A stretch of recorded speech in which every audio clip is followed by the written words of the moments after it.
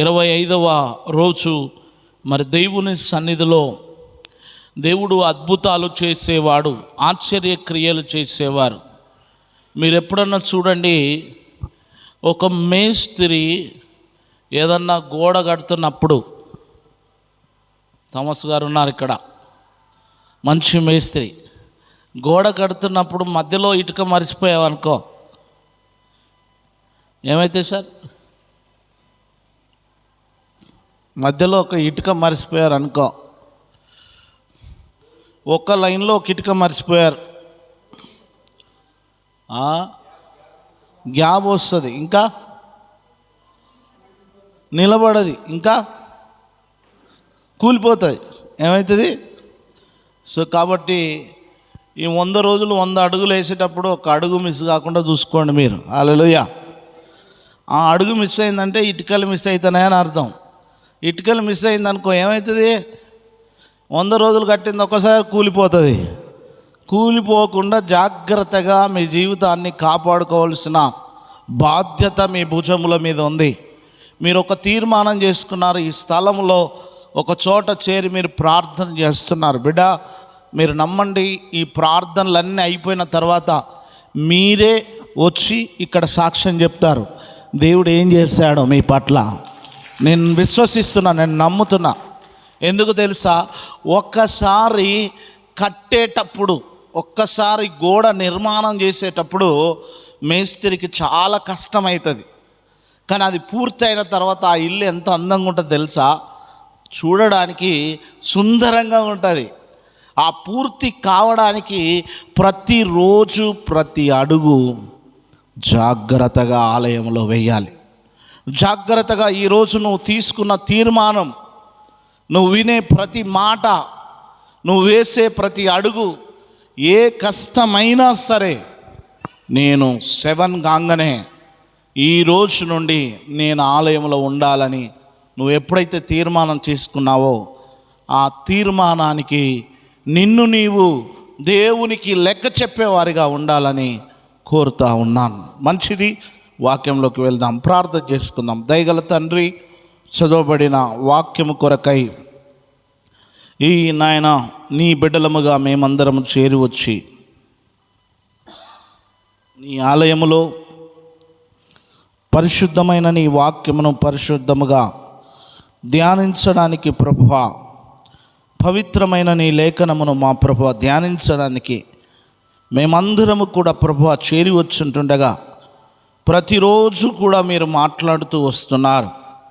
ప్రతిరోజు కూడా నీ లేఖనము ద్వారా మా ఆధ్యాత్మిక జీవితాలకు ఏదైతే అవసరమో అట్టి విషయాల్ని మీరు మాట్లాడుతూ వస్తున్నారు. నీకు వందనములు చెల్లిస్తూ ఉన్నాను నాయనా. నీ దాసులు అయ్యా నడిపిస్తున్నటువంటి బిడ్డలను బట్టి నీ సన్నిధిలో ప్రార్థిస్తూ ఉన్నాను. వారితో మీరుంటున్నందుకై స్తోత్రాలు చెల్లిస్తూ, ఇదిగో నాయన, ప్రత్యేకంగా నీ వాక్యమును, నీ పరిశుద్ధ లేఖనమును మేము ధ్యానిస్తూ ఉన్నప్పుడు మీ సన్నిధి ఉంచి నడిపించుమని యేసు నామమున ప్రార్థిస్తున్నాం తండ్రి, ఆమేన్. పగలు ఇంచుమించు 3 గంటల సమయంలో, మధ్యాహ్నము 3 గంటల సమయంలో, మొదటి లైన్ చదవండి. పగలు 3 గంటల ప్రార్థనా కాలమున పేతురు యోహాను దేవాలయమునకు ఎక్కి వెలుచుండగా, this is the most important. ప్రార్థన చేయడానికి పేతురు యోహాను ఏ సమయంలో వెళుతున్నారు? ఆలయానికి ఏ సమయంలో వెళుతున్నారు చెప్పండి? ఏ సమయం అది? పగలు 3 గంటల సమయంలో. పగలు 3 గంటల సమయం.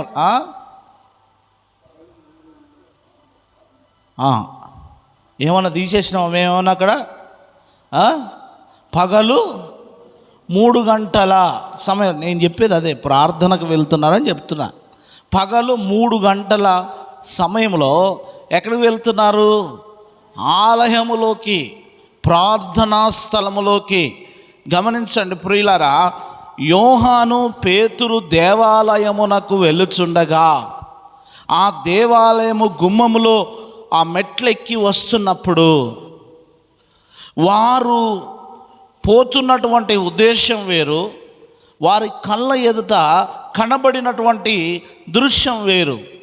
ఎప్పుడైతే వారిద్దరు దేవాలయంలోకి వస్తున్నారో 2వ వచనంలో చూస్తే, పుట్టినది మొదలుకొని కుంటివాడైన ఒక మనుష్యుడు, అండర్లైన్ చేసుకోండి, పుట్టినది మొదలుకొని కుంటివాడైన ఒక మనుష్యుడు మోసుకొనబోబడుచుండెను.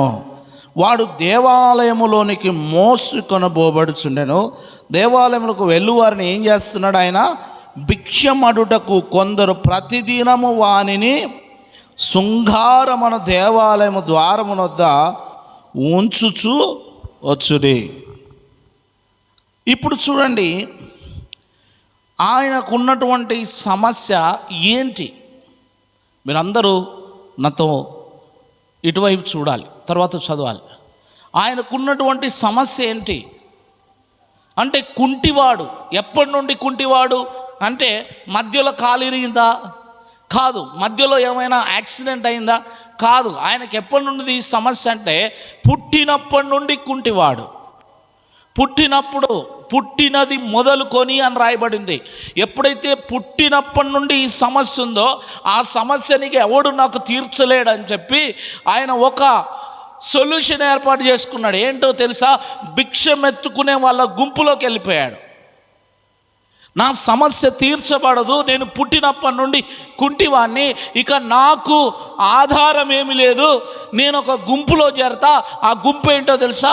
భిక్షమెత్తుకున్నటువంటి గుంపు.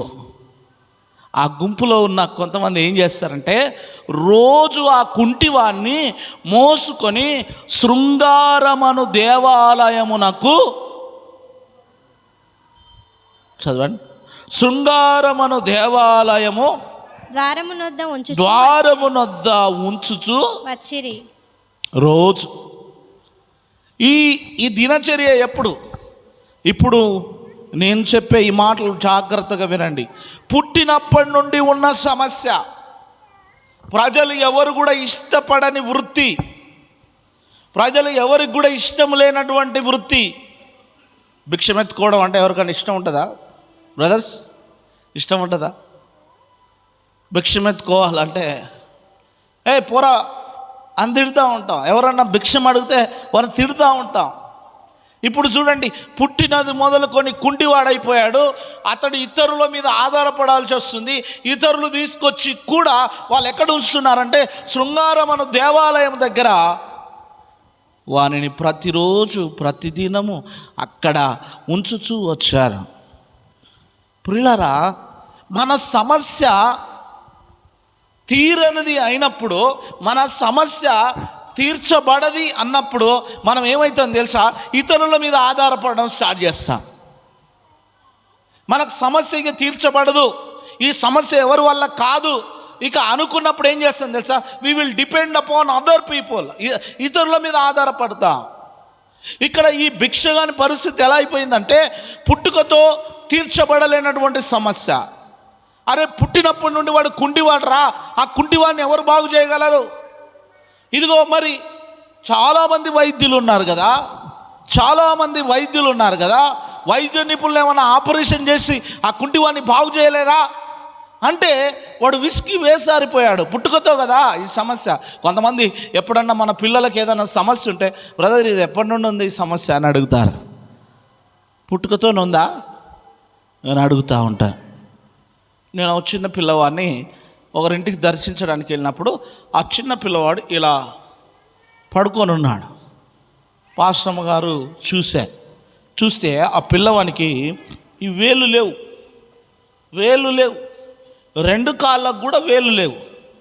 ఆ వేలు లేకుండా ఆ పిల్లవానికి ఒక బుట్టిలాగా చెప్పులు తయారు చేశారు వాడికి. అంటే ఎలా ఉన్నాయంటే, ఆ కాళ్ళు ఒక కుష్టు రోగం వచ్చినటువంటి వ్యక్తికి ఉన్నట్టుగా ఉన్నాయి. మేము అడిగాం, బ్రదర్ ఈ సమస్య పుట్టినప్పటి నుండి ఉందా అని అడిగాం. లేదు బ్రదర్, నేను బండి మీద వెళుతున్నప్పుడు మా కుమారుని వెనకాల మా సతీమణి కూర్చొని ఉంది, అనుకోకుండా బాబు ఇలా కిందికి జారాడు, ఆ 2 కాళ్ళు వెనక టైర్లో దానికి షార్ప్గా రాడ్స్ లాగా ఉండేటువంటి తిరిగేటి ఉంటాయి కదా, షార్ప్గా ఉండడం వల్ల 2 కాళ్ళు ఈ మడిమే ఇక్కడ వరకు కట్ అయిపోయి కింద పడిపోయాయంట. ఆ సమస్య మధ్యలో వచ్చింది. అప్పుడు బాబు చనిపోతాడు అనుకున్నాం బ్రదర్, కానీ బాబు బ్రతికాడు. అది నా మిస్టేక్ వల్ల జరిగింది. దేవుడు ఇచ్చాడు, అది నా మిస్టేక్ వల్ల జరిగింది. ఇది ఒక సమస్య. ఉదాహరణకి నేను ఎందుకు చెప్పానంటే, మనిషికి మధ్యలో కొన్ని సమస్యలు తయారవుతాయి. కొంతమందికి పుట్టుకతో సమస్యలు తయారవుతాయి, కొంతమందికి ఇతరుల వల్ల సమస్యలు వస్తాయి, కొంతమందికి మనగా సమస్యలు తెచ్చుకుంటాం. ఇక్కడ కుంటివానికి ఒక సమస్య ఉంది. పుట్టినప్పటి నుండి సమస్య. వాడు కుంటివాడు, వాడిని బాగు చేసేవారు లేరు, జాలి చూపే వాళ్ళు ఉన్నారు. బాగు చేసేవారు లేరు, జాలి చూపి కనికరించి ఇంత భిక్షం వేసే వాళ్ళు ఉన్నారు, కానీ వాడిని బాగు చేసేవారు లేరు. కానీ ఒక టైం వచ్చింది. This is the most important. ఒక టైం వచ్చింది. పేతురు, యోహాను దేవాలయంలో ప్రవేశిస్తూ వాళ్ళు ముందుకు లోపలికి వెళుతున్నారో లేదో వాడు చూచి, వాళ్ళు దైవజనులు ఇద్దరు కూడా లోపలికి వెళుతున్నారో లేదో ఆ భిక్షగాడు వాళ్ళని చూచి ఏమన్నాడు చూడండి. ఏమన్నాడు వాడు? చూసి పేతురు, యోహాను వారిని చూడండి భిక్షం అడుగుచుండగా, వాడు చూసి భిక్షం అడుగగా ఏమడుగుతున్నాడు? అయ్యా ఏమడుగుతున్నాడు తెలుసా? ఆ భిక్షగాడు ఏదన్నా వీళ్ళు చాలా చక్కగా ఉన్నారు, పెద్ద పెద్ద అయ్యగారులు ఇద్దరు అని చెప్పి ఏమన్నా వేస్తారేమో అని భిక్షం అడుగుతున్నాడు. అప్పుడు దైవజనులు ఇద్దరు కూడా ఆగి ఏమన్నాడు చదవండి. ఆగి ఇద్దరు దైవజనులు చూసి ఏమన్నాడు చూడండి. అంతటా పేతురు పేతురు యోహాను వారిని తేరి చూసి హలో మా తట్టు చూడు, ఒకసారి మా తట్టు చూడు. ఇద్దరు దైవజనులు ఆగి అంటున్నాడు, లుక్ ఎట్ టు మీ, నా వైపు చూసి అని చెప్పి ఏమన్నాడు చదవండి. వాడు వారి యొద్ద ఏమైనా దొరుకునని ఏమనుకుంటుంది తెలుసా? అయ్యగారులు ఇద్దరు ఆగారు కదా, ఏదైనా ఈరోజు డబ్బులు ఎక్కువ వేస్తారేమో, ఈరోజు మాకు డబ్బులు ఎక్కువ వేస్తారేమో, వారి యొద్ద ఏమైనా దొరుకునేమో అని కనిపెట్టుచు వారి ఇక ఆ చూపు అంతా కూడా వాళ్ళిద్దరి మీదే ఉంది. అయ్యగారులు ఇద్దరి మీదే ఉంది. ఆ కుంటి వాళ్ళ చూపు అయ్యగారి మీదే, వాళ్ళిద్దరి మీదే ఉంది. ఎందుకు? ఆ భిక్షగాడు అనుకుంటున్నాడు, వీళ్ళిద్దరి దగ్గర నాకు ఈ ప్రజలందరూ వేసే దానికంటే విలువైంది దొరుకుతుంది. వాళ్ళ లక్ష్యం, వాళ్ళ దృష్టి అంతా వాళ్ళిద్దరి మీద పెట్టేశారు. ప్రియులరా, సమస్యను మర్చిపోయాడు. సమస్య గురించి చెప్పట్లేదు, తనకున్న పరిస్థితి చెప్పట్లేదు, కానీ ఏం చేస్తున్నాడు తెలుసా? భిక్షం అడుగుతున్నాడు. వీళ్ళు నాకేమన్నా పెద్దగా సహాయం చేస్తారేమో అని. కానీ అక్కడ దైవజనులు ఏం మాట్లాడారో చూడండి. వాడిని తేరి చూసి అంతటా పేతురు ఏమన్నాడు? వెండి బంగారములు నా యొద్ద లేవు, కానీ నాకు కలిగినదే నీకు ఇచ్చుచున్నాను. దేవునికి స్తోత్రం కలుగును గాక. హల్లెలూయా. ఏం లేవట? ఏం లేవు? అయ్యగారుల దగ్గర ఏం లేవు? అరే బాబు, నువ్వు ఇలా చూస్తున్నావు కదా, నా దగ్గర వెండి లేదు, బంగారం లేదు, నా దగ్గర వెండి బంగారాలు ఏం లేవు, కానీ వెండి బంగారం కంటే, కోట్ల విలువ కంటే, వైద్యుల కంటే, డాక్టర్స్ కంటే, ఈ లోకములో సైకలాజికల్గా పనిచేసే వైద్యుల కంటే, ఇంకో మాట చెప్పాలంటే డబ్బులతో వెలకట్టి కొనలేని ఒకటి మా దగ్గర ఉంది. అదేంటో తెలుసా? నజరేయుడైన యేసు నామం. చదువు ఏమన్నాడు చూడండి. ఏమన్నారు తెలుసా? వాళ్ళు వెండి బంగారాలు మా దగ్గర లేవు, కానీ మాకు కలిగినదే నీకు ఇచ్చుచున్నాను. అదేంటో తెలుసా? నజరేయుడైన యేసుక్రీస్తు నామమున నడువుమని చెప్పి. Praise the Lord. ఏముందండి? ఏముంది? యేసు నామము మన దగ్గర ఏముంది? పైసలునే? బంగారం ఉందా? ఏముంది నీ దగ్గర? యేసు నామం. చెప్తున్నాడు పేతురు యోహాను, మా దగ్గర ఏం లేవు బాబో, నువ్వు భిక్షం అడుగుతున్నావు, కానీ మా దగ్గర బంగారం కంటే విలువైంది ఒకటి ఉంది. బంగారం కంటే, వెండి కంటే విలువైంది ఒకటి ఉంది. అదేంటో తెలుసా? మమ్ములను రక్షించిన యేసయ్య నామం, మమ్ములను బ్రతికించిన యేసయ్య నామం. ఇప్పుడు నీకు వెండి బంగారాలు అక్కర్లేదు, వైద్యులు అక్కర్లేదు, మందులు అవసరం లేదు, ట్యాబ్లెట్లు వేసుకోవాల్సిన పని లేదు, నిన్ను నలుగురు తీసుకురావాల్సిన పని లేదు. ఈరోజు 2 దైవజనులు నీ కొరకు ప్రార్థన చేయబోతున్నారు. అదేంటో తెలుసా? పుట్టుకతోనున్న నీ సమస్య తీర్చబడబోతుంది. చప్పట్లు కొడదాం. పుట్టుకతో ఉన్న నీ సమస్య దేవుడు తీర్చబోతున్నాడు. మా దగ్గర అలాంటి మెడిసిన్ ఉంది. ఆ మెడిసిన్ ఏంటో తెలుసా? యేసయ్య నామం. యేసయ్య నామం. అందుకనే పాటు, యేసయ్య నామములో ఏముంది సురేంద్ర? శక్తి ఉంది. యేసయ్య నామములో శక్తి ఉంది. ప్రార్థన చేస్తే మనం అనుభవిస్తాం అది. అందుకే నేను ఏకాంత ప్రార్థన చేయమని చెప్తున్నా, అందుకే దేవుణ్ణి అడగమని చెప్తున్నా, అందుకే దేవునితో గోజాడాలని చెప్తున్నా.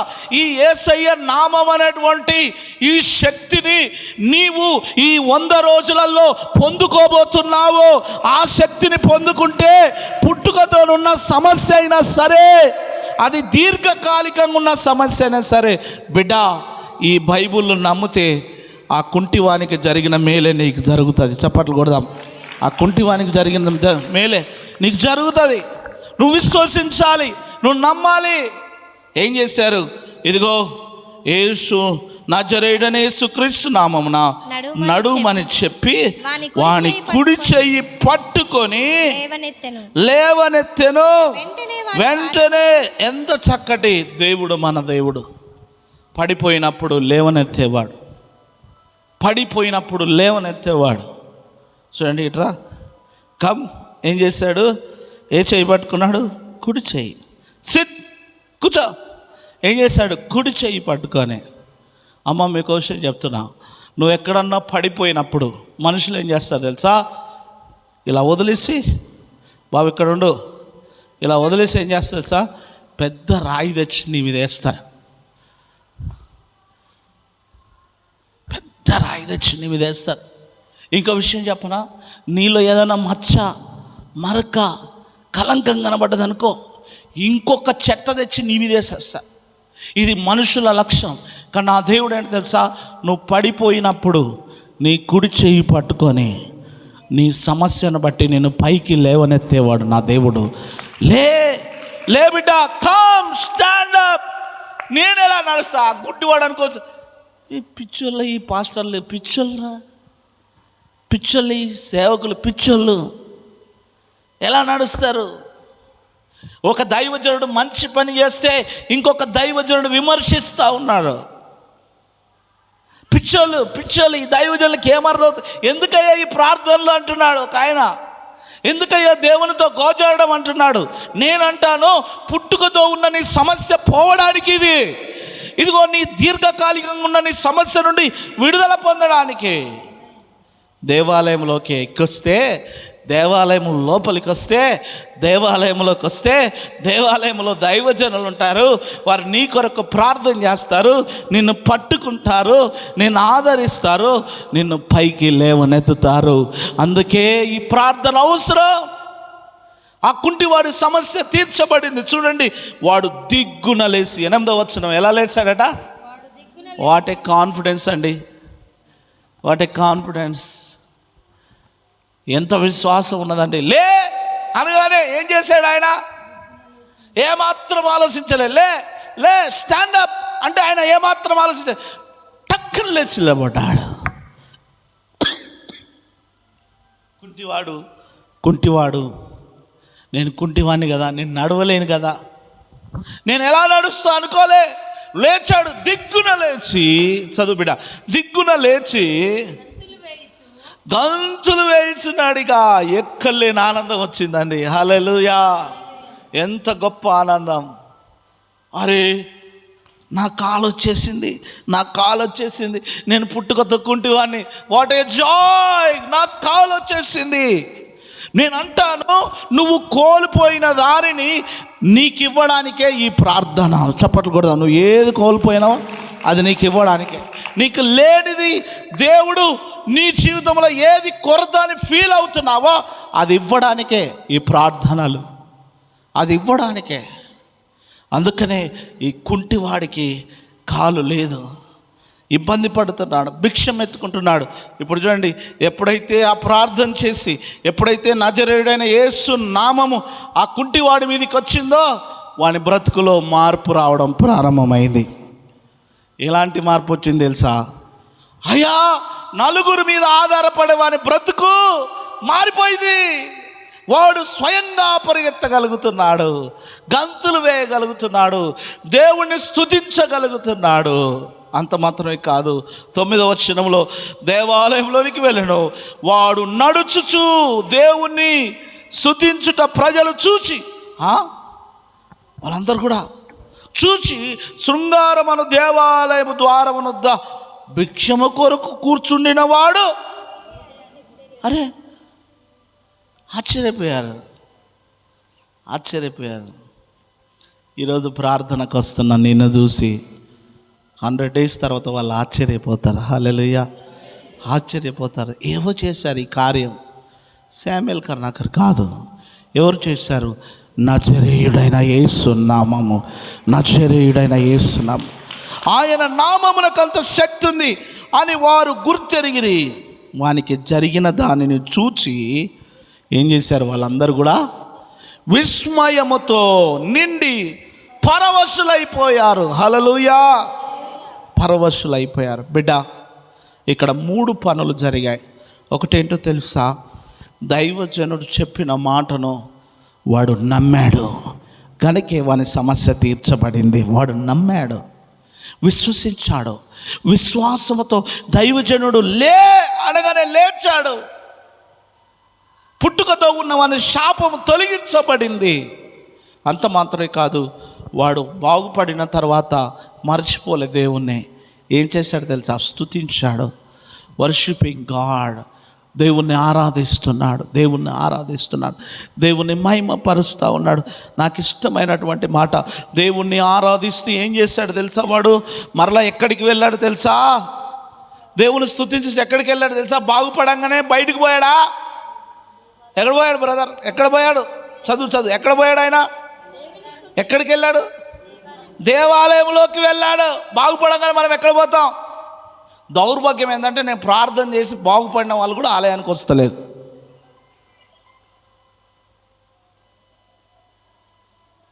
ఆశ్చర్యం వేస్తుంది నాకు. కన్నీటితో ప్రేయర్ చేశాను, దుఃఖం వేస్తుంది. నాకు కృతజ్ఞత లేకపోయినా కనీసం నేను కాపాడిన దేవుని కృతజ్ఞత ఉండొద్దా? ఆయన కృతజ్ఞత చెప్పవా? ఆయన స్తుతించవా? బాగుపడిన తరువాత ఈ కుంటివాడు ఎక్కడికి వెళ్ళాడు? దేవాలయములకు వెళ్ళాడు, దేవుని స్తుతించాడు. ప్రియమైన బిడ్డలారా, అందుకని అంటాను, నీ జీవితంలో దేవుడు మేలు చేయాలంటే, దేవుడు నీ చేత పలికించే, దైవజన్ చేత పలికించే దేవుని వాక్కును నువ్వు నమ్ము, విశ్వసించు బిడ్డ. ముందుకున్నాడు. నీ విశ్వాసంతో కూడిన ప్రార్థన నీ కట్లు తెంపేస్తుంది, నీ బంధకాల్ని విడిపిస్తుంది, నీ శ్రమల నుండి విడిపిస్తుంది. కనుక ఈ రాత్రి ఆ కుంటివాన్ని బాగు చేసిన దేవుడు మన జీవితంలో ఉన్న సమస్యల్ని కూడా దేవుడు తీరుస్తాడు. కళ్ళు మూసుకుందాం, ప్రార్థన చేద్దాం. మన ప్రార్థన స్థలంలోకి వెళ్దాం, ఒంటరిగా ప్రార్థనలు గడుపుదాం. బిడ్డ, నేను చెప్తున్నాను, ఎవరి వైపు చూడకు, మనుషుల వైపు చూడకు. నీవు ప్రార్థించే స్థలానికి వెళ్ళవు, ఆ స్థలంలో మోకరించు. ప్రభువా, ఆ కుంటివానికి చేసిన అద్భుతం నాకు చెయ్యయ్యా, నా జీవితంలో చెయ్యయ్యా. ఆ కుంటివానికి చేసిన అద్భుతం నా జీవితంలో చెయ్యి. ఎవరి వైపు చూడకు బిడ్డ. నీకు మిగిలింది 15 నిమిషాల సమయం. ఇందులో 5 నిమిషాలు మనం చివరికి తీసుకుంటే 10 నిమిషాల సమయం.